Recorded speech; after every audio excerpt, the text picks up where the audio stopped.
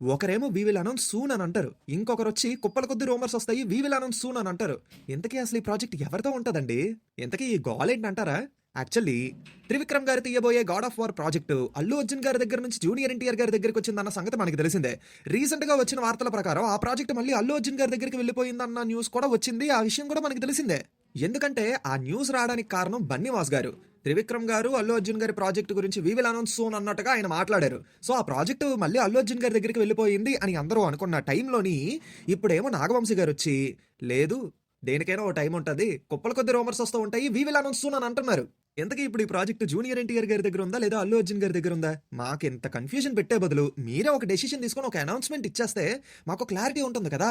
అయితే ఇంతకు ముందు వినిపించిన కథ నిజమే అనిపిస్తుంది. అంటే ఈ ప్రాజెక్ట్ కి సంబంధించిన టీమే 2 టీమ్స్ కింద డివైడ్ అయిపోయి ఒకలేమో అల్లు అర్జున్ గారితో తీద్దాం అనుకుంటే ఇంకొకలేమో జూనియర్ ఎన్టీఆర్ గారితో తీద్దాం అని అనుకుంటున్నారట.